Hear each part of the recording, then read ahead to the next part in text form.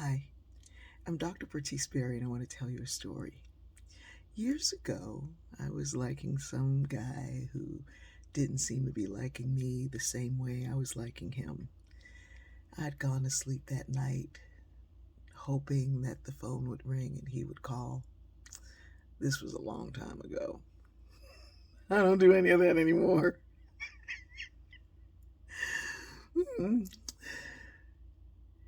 I was thinking that maybe if I were lighter, or didn't have dreadlocks, had long flowing hair, or if I was thinner, then maybe he would like me the way I liked him. Huh?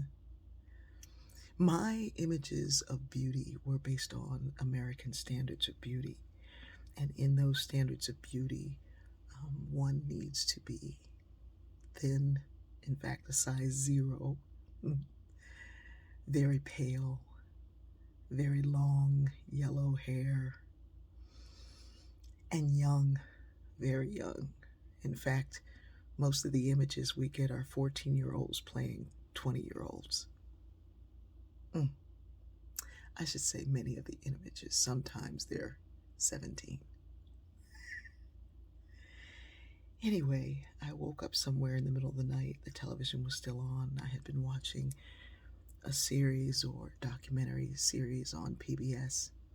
And when I woke up, I rolled over and looked at the TV, and there was this beautiful chocolate brown woman whose skin looked like the sun had just stopped kissing it.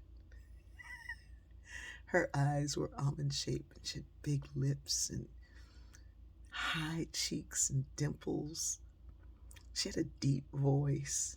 She was wearing a dress that was made of cotton, and it flowed like it was silk. There was a jacket that adorned it and a head wrap that looked like some expert had come by and done it for her. She was gorgeous.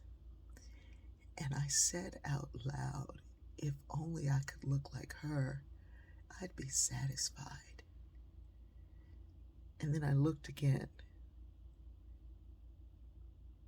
Not only had I forgotten filming this series for PBS, an educational series, I didn't realize that the woman that I was looking at, admiring, was me.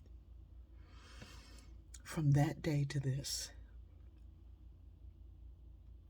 I have found that I am my own standard of beauty. That if I want to not look at myself with disdain or worry or whatever, then I look at me as the standard. Not me back those 25 years ago, that woman that I saw that was so amazingly beautiful, but me now. Me right now. I look at myself in the morning and I say, hey, you, do I look more like me or less like me? Is there something that I did differently? What am I eating? Who am I talking to? What am I listening to? What am I reading? Because what I'm pouring into me will affect me being able to be more me.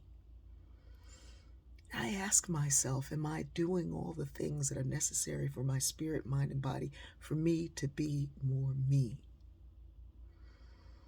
That day, I woke up to the realization that not only did I not know who I was, I didn't know how I was.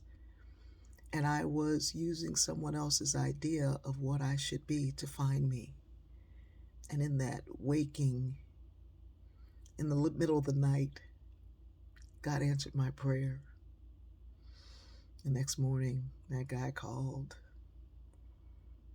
He had been reading about me and all the things that I had done, and he wanted to get to know more of me. And I said, me too.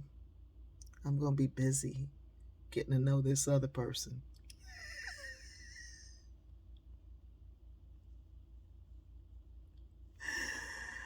I